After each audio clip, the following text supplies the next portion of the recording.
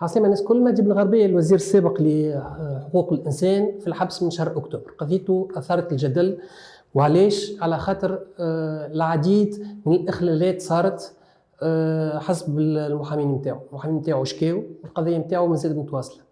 القضية نتاعو توا ما عادش تونسية فقط، ولو هو نهار 9 جوان باش يتقدم قدام المحكمة الابتدائية بسوسة. القضية نتاعو ولات دولية، والعائلة نتاعو جابت ميتر أنطوان في باش يدافع عليه sur le plan international. Maître Antoine V est un des plus grands pénalistes de France. يدافع على العديد من الحرفاء الكبار المعروفين كيما جوليان أسانج اللي عنده اللي قضيته أثارت الجدل، كيما العديد من السياسيين في أفريقيا دافع عليهم. مرحبا Maître Antoine V. Première question tout d'abord, pourquoi avoir accepté cette affaire? Parce que la famille de cette personne nous l'a demandé et que le contexte dans lequel intervient les poursuites qui sont exercées contre lui nous fait craindre des violations de ses droits fondamentaux, notamment de son droit à avoir un procès équitable. Donc on a décidé de considérer cette défense, de se déplacer ici en Tunisie pour apprécier au mieux la possibilité pour Mehdi d'avoir un procès équitable, ce qui suppose une justice indépendante. Quelles ont été vos principales rencontres ces dernières 24 heures? Le collectif de défense des avocats. Alors vous savez qu'en Tunisie, il est possible à un avocat étranger de visiter son client, mais que ça suppose une formalité qui est en train d'être accomplie pour que je puisse aller le voir en prison, et que l'intervention des avocats étrangers n'est pas foncièrement nécessaire ni souhaitable. Par contre, la Tunisie est un pays qui est engagé sur la scène internationale par des traités et qui garantissent à tout citoyen tunisien le respect de ses libertés fondamentales. Donc notre rôle ici a été de rencontrer ces avocats, d'avoir accès à son dossier, de pouvoir comprendre exactement dans quel cadre la procédure est conduite, et ensuite de faire notre travail d'avocat, c'est-à-dire de faire respecter ses droits et de faire respecter sa position devant le tribunal. Est-ce que vous estimez ces rencontres fructueuses? Oui, j'estime qu'il a un collectif de défense qui est très actif, qui est très compétent sur le terrain juridique, mais qui a à faire face, et on l'a vu aujourd'hui, le jour de notre arrivée, à un climat qui est particulièrement préoccupant, avec un exécutif qui semble vouloir s'ingérer dans les affaires judiciaires. Donc, il s'agit pour nous de comprendre véritablement le contexte et de collecter les éléments qui nous permettront d'engager les recours internationaux qui doivent l'être au moment où ils doivent l'être.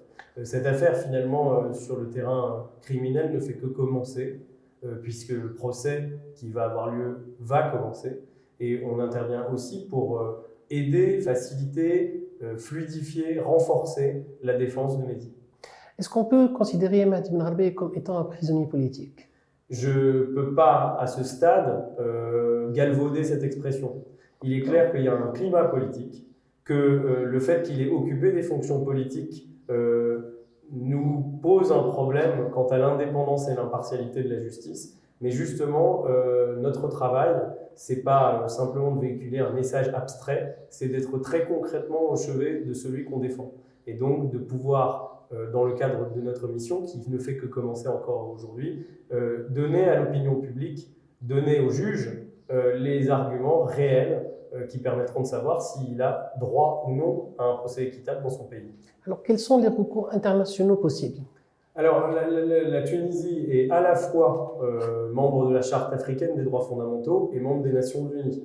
À ce titre-là, les corpus juridiques qui existent protègent toutes les garanties d'indépendance. Alors, absence de torture, évidemment, absence de détention arbitraire, respect d'une procédure équitable, contradictoire, menée par un juge indépendant. Et ces droits sont protégés à la fois au niveau international des Nations Unies. Donc, les recours pourraient être, par exemple, de saisir le comité luttant contre la détention arbitraire, voire même le comité luttant contre la torture, parce que malheureusement, à ce stade, des indices nous montrent qu'il y a eu des traitements inhumains et dégradants qui ont été infligés à notre client. Mais encore une fois, on va les documenter et on va pouvoir initier ce recours pour qu'ils aient un caractère extrêmement sérieux et fort sur la scène internationale.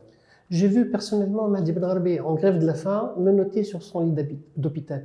Est-ce que vous considérez une telle photo indigne bien sûr d'un pays qui respecte les droits humains. Est-ce que ce type de photo peut faire l'objet de recours sur le plan international? Oui, bien sûr, c'est l'objet même des recours internationaux, de pouvoir être alimenté par ce type de preuve, une photographie dont personne ne contestera l'authenticité et qui démontre qu'il est soumis à un régime d'appréhension et d'arrestation qui est non nécessaire et disproportionné. Je rappelle que, comme toute personne accusée, il est aujourd'hui présumé innocent. Et donc, cette présomption d'innocence déclenche chez lui la possibilité d'avoir accès à des droits supplémentaires. Le droit de se défendre, le droit d'avoir accès à un juge équitable. Le fait de le voir effectivement menotté dans un lit d'hôpital démontre qu'au-delà de la volonté de le traduire en justice, il y a sans doute une autre volonté, une volonté de lui faire mal, une volonté d'envoyer un message politique peut-être, et c'est ça que nous dénonçons et que nous dénoncerons dans le cadre de notre défense. Alors, il y a 48 heures, le président de la République a révoqué 57 magistrats et il a publié un décret qui lui permet de limoger n'importe quel magistrat selon ses desiderata. Est-ce que vous considérez que la justice tunisienne répond désormais aux standards internationaux en la matière? Alors, c'est précisément ce qu'il nous faudra analyser, en lien d'ailleurs avec les associations de défense des droits de l'homme qui s'intéressent déjà à ce dossier. Et ce dossier, en réalité, intervient dans une vague d'autres dossiers qui alimentent une réflexion internationale sur l'état de la justice en Tunisie. Il est clair que la dissolution d'abord du Conseil supérieur de la magistrature et la possibilité pour l'exécutif, dans un cadre qui paraît extrêmement problématique, à savoir que le limogeage de ces juges est intervenu sans un examen préalable de chacune de leurs situations, donc sans décision de justice, sans phase contradictoire, et qui semblerait même qu'on leur interdise de faire des recours.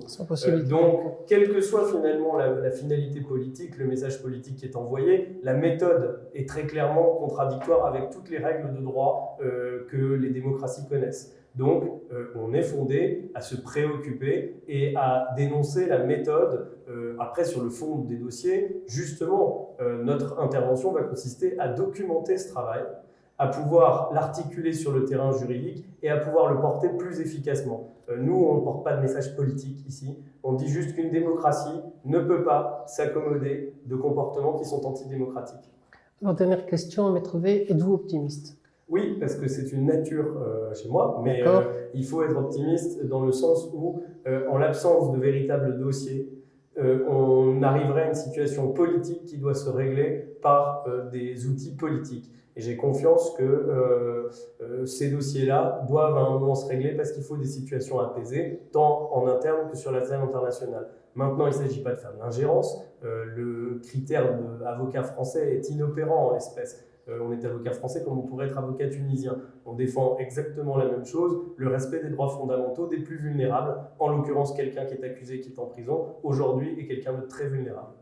Merci Maître V et bon courage à Mahdi.